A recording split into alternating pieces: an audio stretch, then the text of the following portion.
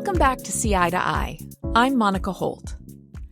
This fall, we've spoken to leaders who are transforming their organizations, evolving legacy institutions from monuments to artistic excellence into essential civic infrastructure. But Lincoln Center's upcoming West Side expansion is among the most meaningful and literal of these shifts. They're tearing down a 20-foot barrier that separated Lincoln Center from its neighbors for decades. And that's a powerful metaphor for everything my guest today is building with her colleagues. Shanta Thake is the Chief Artistic Officer at Lincoln Center for the Performing Arts in New York City. Before Lincoln Center, she spent 16 years at the Public Theater, programming up to 800 shows each year at Joe's Pub. That experience taught her something crucial. No single curator can represent a city's expansive taste. You need multiple voices. You need artists in curatorial seats. And you need to trust that the community knows what it needs. Since arriving at Lincoln Center in 2021, Shanta has put that philosophy into practice again. She's positioning the arts not as entertainment or luxury, but as essential to community well-being, as fundamental as diet and exercise. And that West Side expansion, the $335 million project to remove the wall and create welcoming entrances, park space, and a new outdoor theater facing the neighborhood, well, that's about confronting history and building a future together with your community. In our conversation, Shanta and I talk about what it takes to build consensus for radical change, why curiosity is the most important muscle in arts leadership, and what happens when you open up the vulnerable work of curation to an entire city. Let's dive in.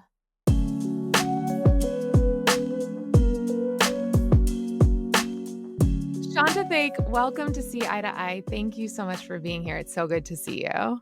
It's so good to see you. I really appreciate you taking the time. You have such an incredible story. You have worked with many different institutions and really bringing them kind of into what the future can look like for community, for creativity. You've been leading Lincoln Center recently as Chief Artistic Officer through what feels a bit like a Renaissance period. But before we get there, you moved to New York how long ago? In 2002. Okay. I'm sure you had big ideas about what was going to be possible with that move. Talk to me a little bit about that Shanta and who she was and what those big ideas were. Yeah, actually, I think I moved here with kind of small ideas, actually.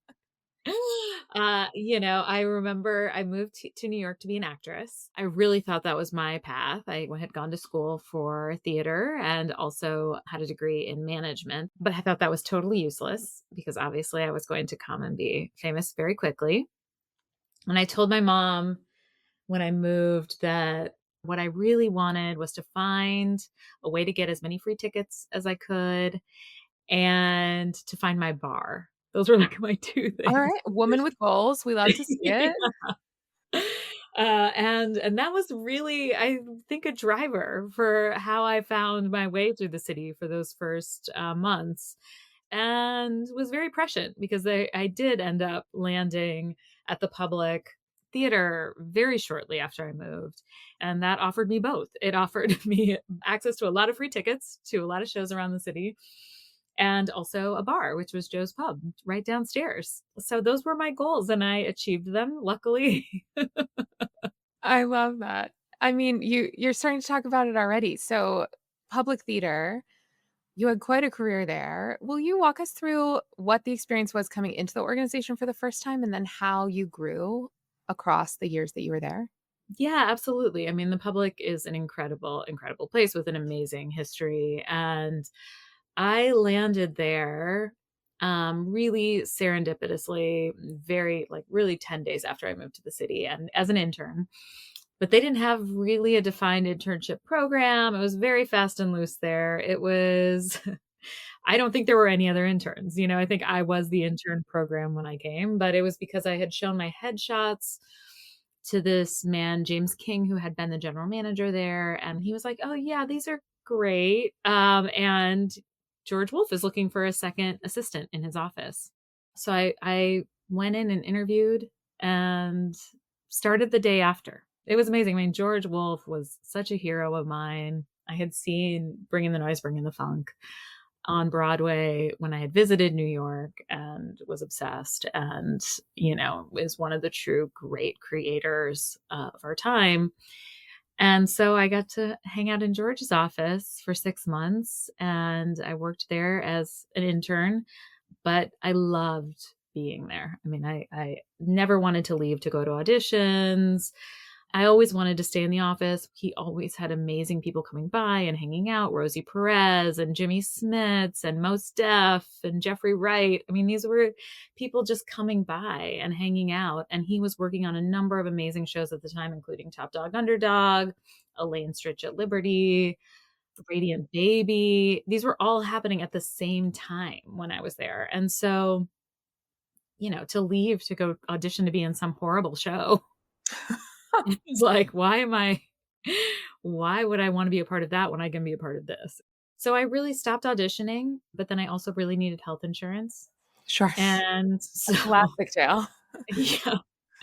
And so I needed a full-time job, and I had done a lot of concert promotion and booking shows and open mics in college. And Joe's Pub was there, and I loved Joe's Pub, and I would volunteer to stage manage the shows at night at Joe's Pub. And eventually they had a position available, and so I got it. And I started at Joe's in January of 2003, and then I proceeded to work there for about another 16 years. What a dream in a lot of ways. Yeah, it was amazing. It was amazing. So the quality of just showing up, right? Saying, I want to help. How can I help? How can I help? Yeah, I always tell people the nonprofit arts reward passion and hard work. And if you can show up with an actual passion that you can figure out how to feed in some way through the work and are willing to do that work, you can really soar in the nonprofit arts if you can really commit to being curious constantly. Very well said. So you were about to say what then your role became over those 16 years. I'm sure your way of thinking curatorially was evolving in that time. So just tell me a little bit about what all those years, what that looked and felt like inside the organization. It was an amazing, really vibrant time. And so I always say that I think the public was about 6 different institutions in the time I worked there. It was constantly evolving and shifting and changing. So my experience there was doing the same. And started in Joe's Pub in 2003. I became the director in 2007, and then was the director for 10 years there. And in that time, I think the interesting evolution was not at Joe's Pub necessarily, but was with the world, which was that music industry fell apart in the late, aughts. So around 2007 through 10 was really the rise of streaming music and the loss of income in the music industry entirely. So this placement of being at a nonprofit music venue and understanding or having the beginnings of an understanding of what it meant to work in a nonprofit, what the theater community had, what the dance community had, what jazz had, and these other forms that the for-profit commercial music industry had no access to. So we had to really figure out a new model together. And so that was all of these things were unbelievable shifts in our ecosystem, but they all allowed for a different kind of conversation and a different kind of platforming for artists and what was needed. And I think that's always been really a vibrant space for me to be living in. And so that's what we did at Joe's Pub. We really thought about how to be a nonprofit music venue, how to commission artists, how to grow their careers with them. And then I went on to oversee all of the programs of the public in, I actually forget what year now, but sometime around 2017 or 18. They were all growing because we had Hamilton and the resource that came with that. And so we were able to really grow these programs of our public works and mobile unit, which was touring to all of these correctional facilities and community centers. There was a lot of vibrancy at the time, but we needed new systems to figure out how to really talk to each other and learn from each other and not create silos within the institution, which was happening and is what does happen when you have a resource that people start to think about who has more and who doesn't have resource, and so that was actually a really fulfilling part of that role. Hearing your perspective on what it's like to be a part of that organization when something so significant in the cultural space, but then that has this financial impact happens. Is there any more you could just share about what it was like? Less so with the spotlight from Hamilton, the art, which we love and celebrate and always will, but from that institutional change perspective on what that meant for the public? Yeah, the public has always had this really beautiful mission tied to values and tied to creating work that's incredibly relevant.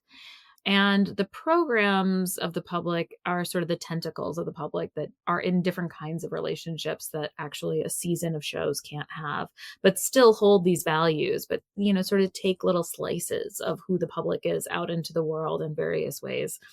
And that can, change and grow, and the best missions are always quite malleable.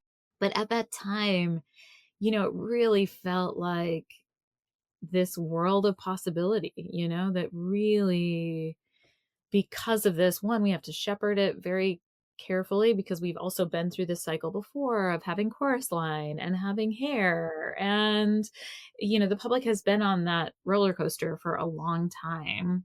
And so understanding that these things come, they go, and the most important thing is the core of what we're doing and why we're doing it, I think. Uh, to me was really clear, and was really clear from the board, and really clear at every level of that conversation of like, this is great that this is happening. We have an enormous set of possibilities that were not open to us, a year ago.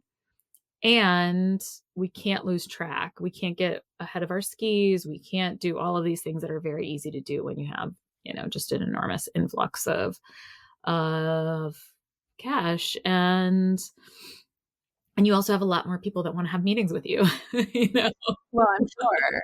I would say that's probably the most immediate feel is like, "Oh, wow, everybody wants their musical to happen at Joe's Pub, at the Public, at, any place within," because you feel like you have the eyes of the world on you. Yeah, I'm sure. So you have this vibrant, successful career while you're at the Public. You decide ultimately to then move to Lincoln Center.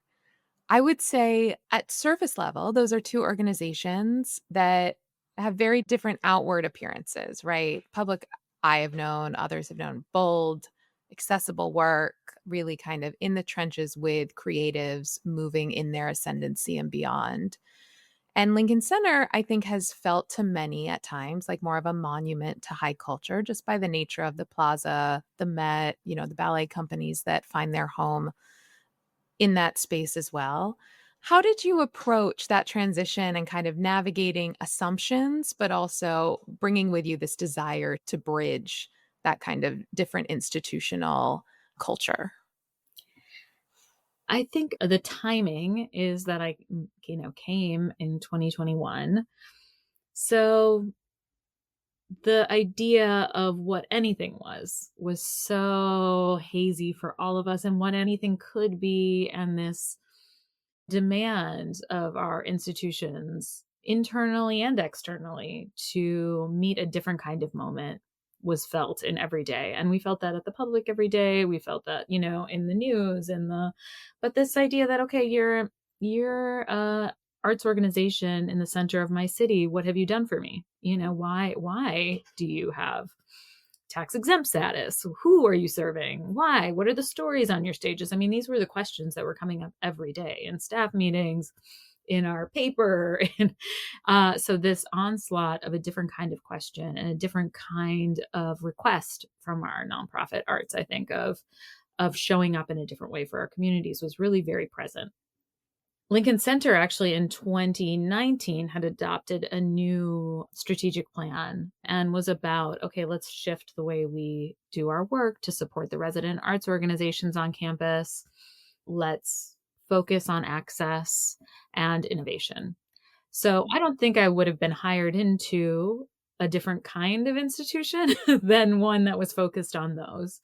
So it was clear in my interview process and in what I was hearing in the world that this was an evolving place that was interested in the conversations that we had been having at the public and bringing those to Lincoln Center or joining those conversations at Lincoln Center. I think the overall question of what is a brand or what are people's, it looms large. Lincoln Center looms large. It's meant to loom large. And this idea that it is something you aspire to is built into the architecture. And that's something that is a privilege to work in and for, and also something that we have to work to shift the perception of what that means and who it's for and why these big, beautiful buildings are for everybody. So that's a very long way of saying that I really felt at home at Lincoln Center right away, actually. I did not feel a significant culture shift because I think I was entering into a conversation they were having that I had been in already. Yeah, it was the right time, it sounds like. It was a moment when folks were prepared and your values were aligning with where the institution was and wanted to go. So now you're at Lincoln Center as their head of artistic. Tell us a little bit about your role and what Lincoln Center and the landscape of being on the plaza means. So Lincoln Center is an interesting organization. It is a big place. It's 11 arts organizations actually on campus, and I am the Ehrenkranz Chief Artistic Officer of Lincoln Center for the Performing Arts. And then the other 10 include Jazz at Lincoln Center, Film at Lincoln Center, Chamber Music Society, Juilliard, the Metropolitan Opera, the Philharmonic, et cetera, et cetera. So it's an amazing, really vibrant place. And the idea is that when these 11 organizations are in community with one another, we are larger than the sum of our parts. Not to quote you to you, but you've described your role as being kind of one of expansive force at Lincoln Center. What does that mean in practice? How does that differ from maybe traditional arts leadership or, impresario model of artistic directorship at organizations? And what does it mean for you in the day to day? The day to day, well, I'll say something that I learned at Joe's Pub really was that, Joe's Pub, we did about, somewhere between 700 and 800 shows a year there. And there is no possible way for me to have programmed all of those shows because I don't have taste that's that expansive. I don't know enough about all of these different forms. I can't possibly be seeing that many shows in the city, all over in the singer-songwriter community, the jazz community, the classical community. And so you end up being in a different kind of conversation with your artist community, with the staff. And so Joe's Pub, when we worked together, even if you were the curator, the artistic director, as I was, the marketing director is also programming because they're also seeing shows and they're at the shows and they meet somebody that sort of autonomy and ability to express yourself and bring it into the place you love and work was really important at Joe's Pub and made it so much better than it would have been otherwise. And it's what allowed me to start curating, even though I had really no business curating when I was 22 and had moved to the city. I had a sense of who I was and what I wanted to show. And when I had started seeing enough shows and being in enough communities, I got to try it out. And that was really important for me and for those artists to have an entryway. The same thing is true at Lincoln Center. It's to try to represent New York City, let alone being a national and international platform. It's absurd to think one person can do that. It's like Completely. makes no sense. And it was never that way at Lincoln Center either. I wasn't inventing this. There were multiple different festivals with different artistic directors at the lead, and then those are moving into, but I think what we have perhaps shifted a little bit more strongly or made more visible is who all of these curators are and bringing the artist curators into the mix and having them curate pieces of our different festivals and showing their own thought process around curation and making that piece a little bit more visible. So, Clint Ramos is working on American Songbook right now. And it's really beautiful to watch his take because he's a great American artist and to think about what is his songbook? What are all of the influences? Who are all the artists he's in conversation with? And that lens itself offers an audience a powerful idea of what their own curation might look like. Not everybody is going to have the chance to curate at Lincoln Center, but everybody is curating for themselves all the time. To show people the power of their own cultural capital, I think, was always something we talked about, of course, of what it means to offer people access to these different forms of art making, art creation, but I think also curation is its own art, and feeling like you have power within that is something that I hope we start to offer by virtue of showing all of these various voices. Yeah, the approach that you're describing, I love hearing that. It's something that at the Kennedy Center over my years there, I struggled with a bit, both as an outsider when I wasn't in programming, but then also as a quote unquote insider in programming and in my most recent role, really wanting to take a moment to say, agreed, not everyone is going to be making the final decision, calling the agent, dealing with the contract, working one on one with the artist. But programming as a democratized force, as one that can have a lot of inputs, is more than anything else just so much more interesting than only having the same couple voices tell us what's going to be on our stages at all times. We were really lucky that we had these kind of experts in all these fields and this creative collective that we were building in the programming team. But I like to think, I hope that over kind of my last few years there became a bit more of an openness that ideas were more welcome in the space, even if you weren't living in a programming or production space. And I also want to thank you in that way because our mutual friend, the most wonderful Mark Bamuthi Joseph, suggested at one point after I had taken the role that I reach out to you. It was so helpful for me to know both that there have been very successful models where this idea was working, but also to get that encouragement that it wasn't a crazy thing to think that you could break down the barriers and the way things had always been done to lead to something that felt modern and appropriate for the community and the audiences we were building. So I love hearing you talk about it because it also just brings me back to this moment in time where I was getting to know you first, and you just provided such guidance and inspiration for me as I was figuring out how to navigate a kind of complicated legacy institution from a new vantage point. So thank you.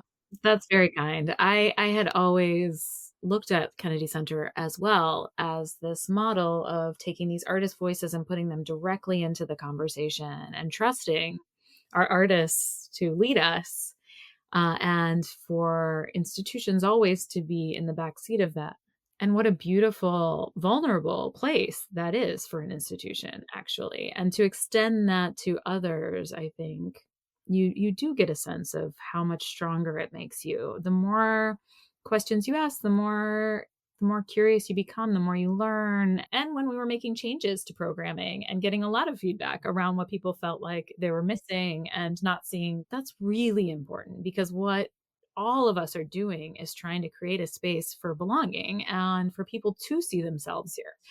And when people get upset or something's not going the way they want, that's the best sign that they are invested. They do care. And those are the people that you actually have to be in the biggest conversations with, because those are people that really actually believe that the work you do matters. I think of curation as making a mixtape, and that feeling when somebody's listening to the mixtape you made and how sweaty and uncomfortable that is. And just like, oh God, I hope they like it. It's so vulnerable. And to open up that process and that vulnerability to other people, I think is really such a gift. But it does take some real courage, and I'm still learning how to do it. Yeah. I could just listen to you talk about that forever because it's just so clear how you look at and lead within organizations as a mix of both demonstrating and also not being afraid to lead from behind and letting others help show the way. And that is a quite remarkable thing in and of itself. So I do want to talk a little specifically about some of the innovation and programs that have been happening at Lincoln Center in the past few years under your tenure or evolving under your tenure. One program that I have loved watching you continue to develop is Summer for the City. It's become this really incredible celebration. Lincoln Center as a whole feels transformed during this festival. Can you walk us through a little bit the genesis?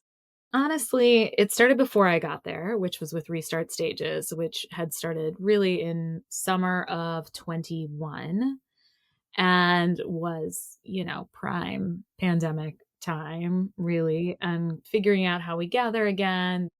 And so people were flocking to the green and really making this a part of what they were doing in New York in this very scary time. And then the programming was remarkable. It involved all of the resident arts organizations.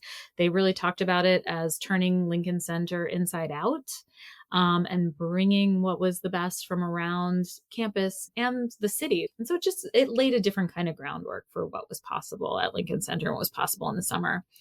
And my own experience coming in was a lot of whiteboarding with the team. And what we knew was that previously we had all of these festivals in the summer, mostly Mozart Festival, Lincoln Center Outdoors, and Midsummer Night's Swing. And they happened in 3-week increments. And they were all marketed very differently. They all spoke to a different audience. They had different pricing structures. They were all beautiful, fulsome programs led by different individuals and teams. But we started with this idea of what would it look like if we spoke with the same voice to all of these communities and offered all of these folks a chance to actually meet a new community and not to make assumptions about our audience that they only like one thing, which of course we know the world is changing so rapidly all the time and we all like so many different things. So why are we only telling them about one thing at a time? And that's, I think, the difference of what live performance can do versus Netflix. Netflix is built on making your algorithm as small as possible. And actually, our job is different than that. We're not just trying to show you something we think you'll like. We're trying to get you to be in a community of people. And so I think, again, that shift of we're a civic organization, we're a civic cultural institution was really underlying a lot of this. And so the idea was, what if we just put all these festivals on top of one another and making it one 9-week festival where these audiences could find one another? And we really did some math and we did some some thinking about how these would overlay and what it could look like. And honestly, it's more resource heavy to do 3 separate festivals. And instead for us all to work together and say, like, this is one thing, and to think of ourselves as one institution together. And so that was the start of Summer for the City. And, as you were talking about the ways that community comes together, I think it includes performances, it includes social dance, but also blood drives, wellness programs, ways to kind of bring that arts impact, arts for non-arts outcomes vantage point, which is to say the ability to gather, convene, and help alongside live music and events. I think it's been more and more clear how you're placing this idea of well-being in the center of a lot of the programs as you're looking at the season. I'm curious, as you think about leveraging arts for infrastructure and for community health, how does that philosophy shape your programming decisions, or how are you using that as you look ahead at Lincoln Center? Yeah, my whole personal outlook has shifted since the pandemic on the power of the arts. And I really thought we would come back from having everything shut down and everybody would be waving a different kind of flag for the arts. Remember, what that felt like to not be able to leave, to not be able to see anything, to see anyone, and how horrible that feeling was. And for those of us that worked in the arts, it was such a dramatic shift. But what I started to recognize in that time also was that a lot of these people had not been going to the arts every day like we had been. And then this different kind of ask post pandemic of, what can the arts do that nothing else can? And what do we need now more than ever? And those answers are the same, which is to gather people. And so what a time to work in the arts. What a time to have, what I think is one of the greatest needs of society right now, to be able to meet that need with the work that we're doing and to be able to articulate that differently as this is not just entertainment. This is part of your well-being. And we're trying to really have a different kind of conversation that of course is being backed up by numerous studies. And I think the science is catching up with what we know, but haven't articulated in this way, which is, alongside diet and exercise, which are, everybody could articulate as things that are part of a healthy life. Doesn't mean we want to do them. But luckily, there's this third thing, which is arts, participation in the arts and community, being in your community. And that's fun. That can be a really beautiful part of a life, and it's something that sustains us, that makes us healthier, that creates things that have us living longer and are more connected to the people around us and are more connected to making our cities stronger, to understanding what it means to even pick up litter on the street and wanting to care about our neighbors and ourselves in a different way. So we're trying to just make that narrative more part of what we're saying to everybody, and making that more visible to people. But then how dare we put up these barriers if we know these things that actually were critical to people's health and well-being? Then it has to be for everybody. So figuring out what that means, what our community looks like, how do we reflect that community on our stages, how do we tell those stories, and then try to get as many of those barriers out of the way, including just the mental barriers of, is that place for me? Should I go? Do I have the time? Do I have childcare? All of those pieces that we try one by one, as many ways as we can, to find ways to extend that invitation and say, you have to be here, actually, because by you being here, it makes us all better. It makes you care about me more. and you and your, and so that's, I think, the job is different now.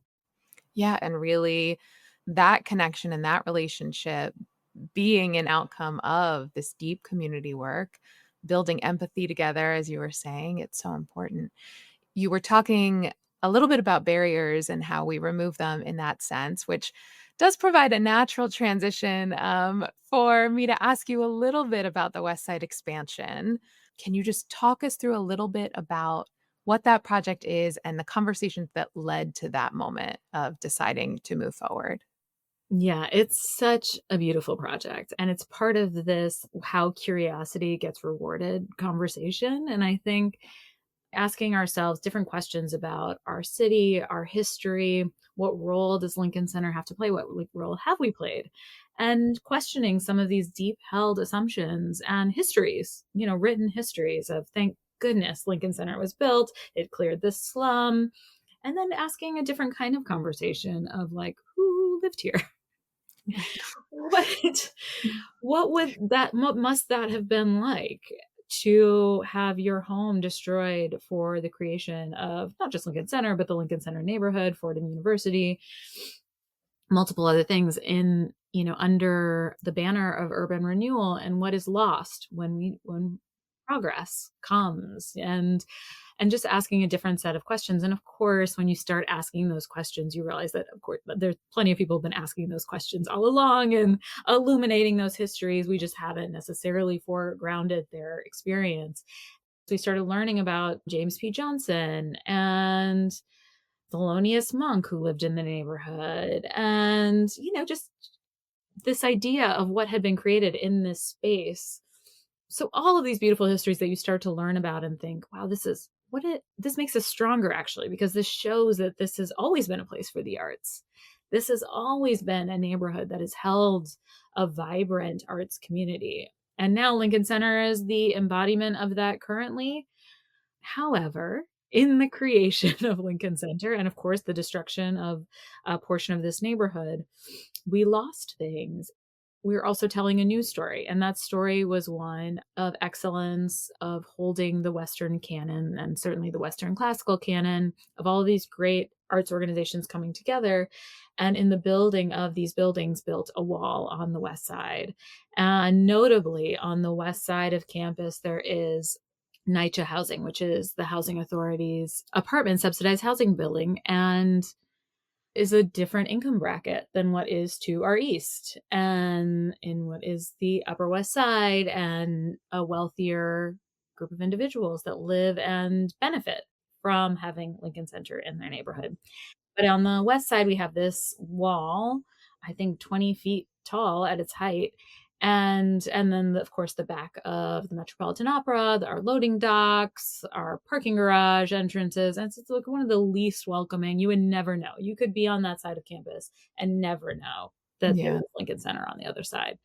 And so we are learning about our neighborhood and getting more curious about who actually lives to the west of us currently, and folks that were there, that were lived through this destruction, construction, and getting to know our neighbors and getting to hear how they feel about this wall, and not asking that question necessarily, but just asking how do they feel about Lincoln Center. And so many of them reference this wall and have paid attention to the fact that we had constructed this very clear barrier between what we were doing and what they were doing. So it's very present. And so then the conversation about like, well, what would this look like? And how could we create a space that allowed you to have an entrance to the west that feels like our neighbors to the east have coming to campus?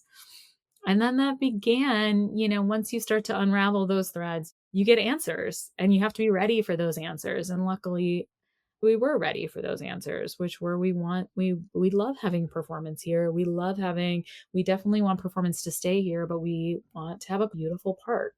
We want an entrance that feels as grand as the entrance on the east.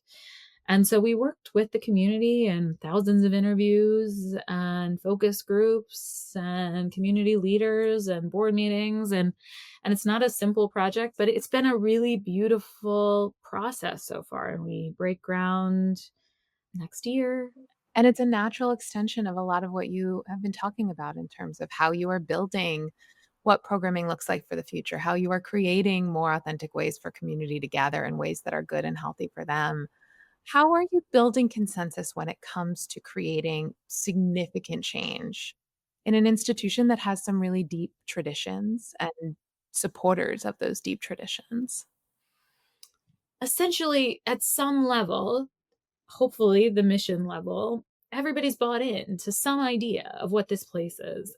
So there's already a big, sort of gateway into these institutions, which is like, do you believe in this thing?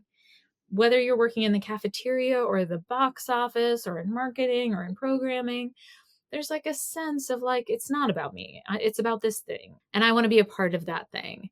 So this consensus building, I think, is really about like tapping into those pieces of who are we? Who do we want to be? Who do we have to be?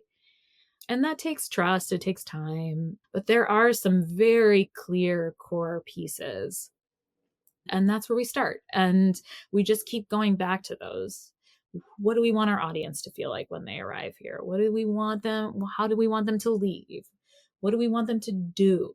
Who do we want our city to be populated with? Those are things we share. And so I think if we can respect one another and each other's work, if we can kind of just remind ourselves when we're successful, it's because of everybody here.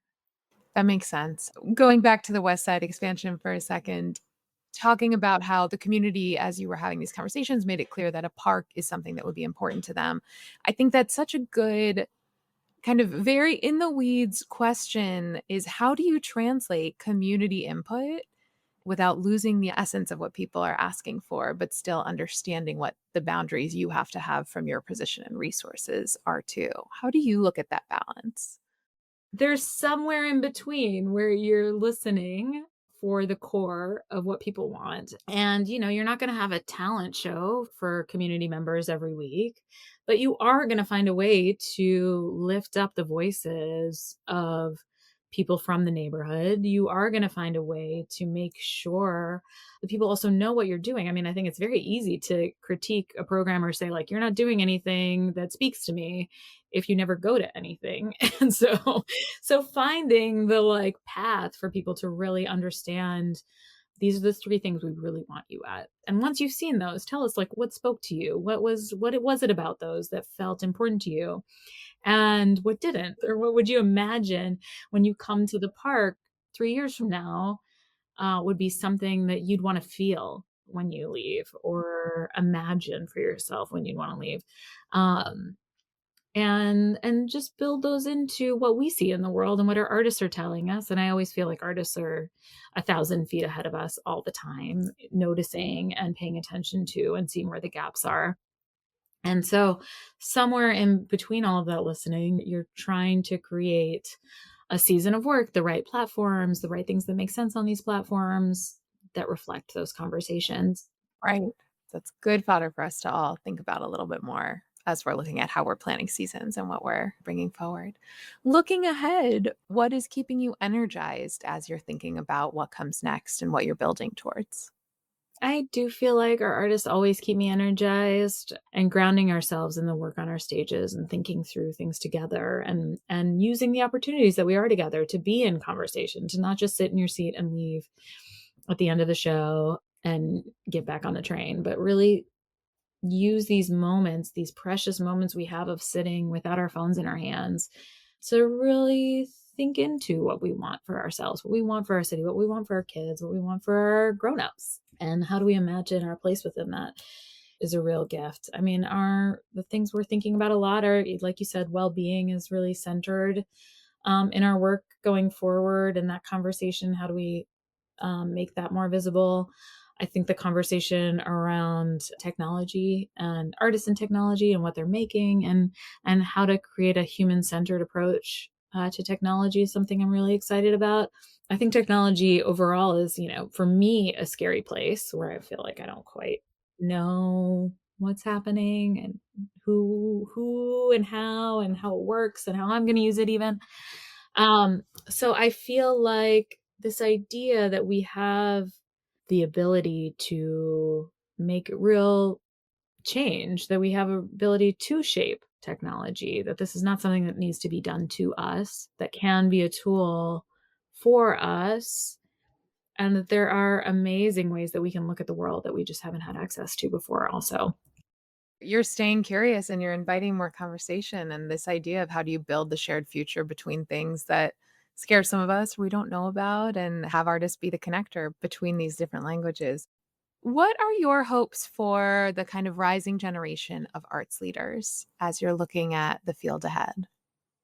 I hope they see a place for themselves. I hope they go into this work unafraid of sharing their voice. And I remember Penny Arcade told me at some point. Penny Arcade is an incredible performing artist.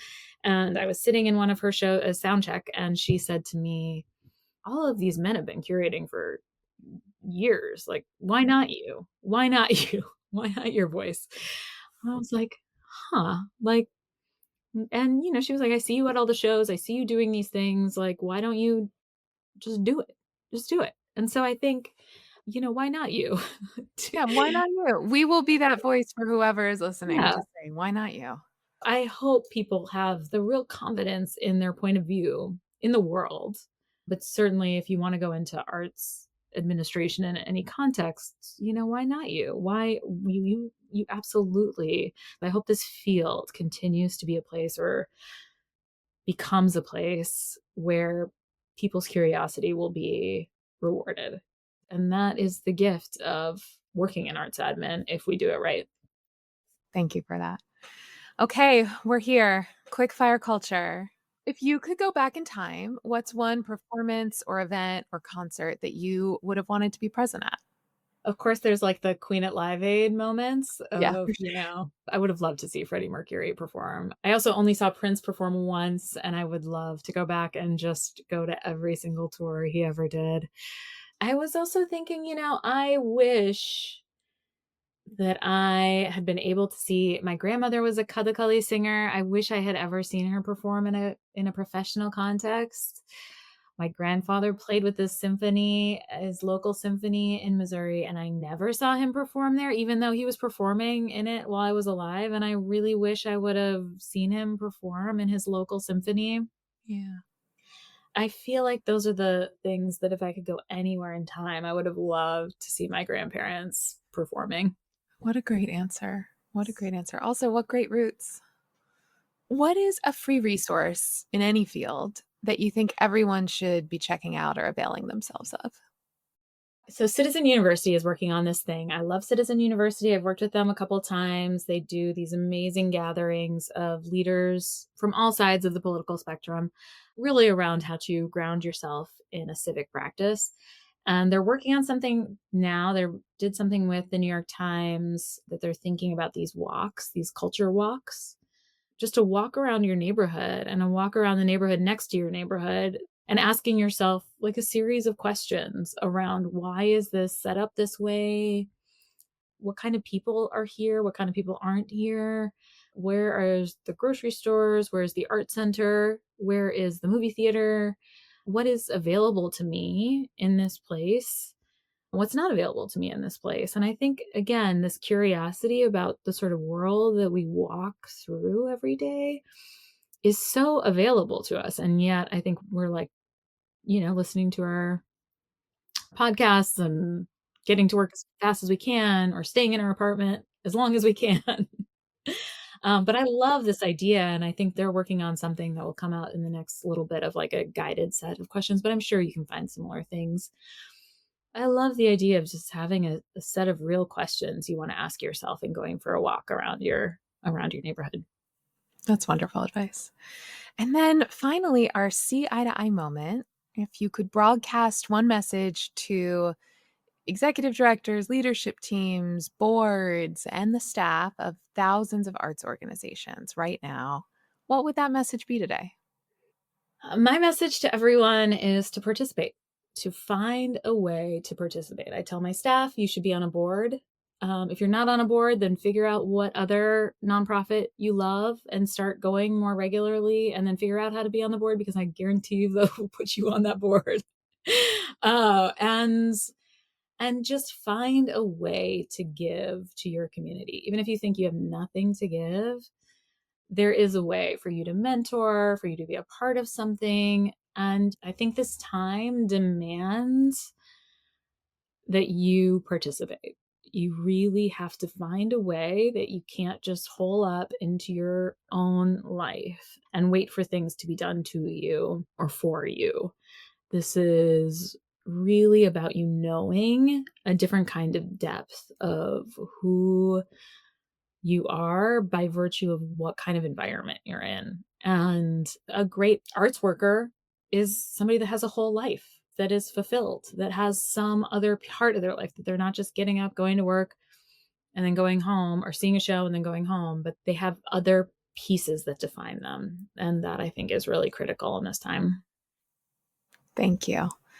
Shanta, talking to you is always so refreshing, and I just so appreciate the time you've given me and so many others now. Great advice. And I can't wait to see all that's next at Lincoln Center. I will be there with bells on when the West Side expansion opens, and can't wait for that. But in the meantime, there's still so much meaningful work happening every day. And thank you for your leadership. Oh, thank you, Monica. Same to you.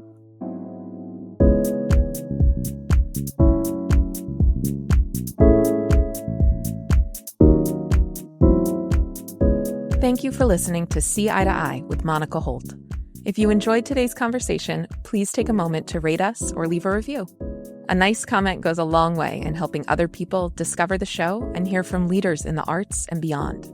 If you haven't already, please click the subscribe button wherever you get your podcasts. We've got some pretty incredible episodes coming your way, and I wouldn't want you to miss them. This episode was edited and produced by Karen McConerty and co-written by Karen McConerty and myself, Monica Holt. Stephanie Medina and Jess Barabee are our incredible designers and video editors. Our music is by Who Is Uzo. Don't forget to follow CI on Facebook, Instagram, LinkedIn, YouTube, and TikTok for regular content to help you market smarter. You can also sign up for CI's newsletter at capacityinteractive.com, and you'll never miss an update. And you can always reach out to let us know who you'd like to hear next from on See Eye to Eye.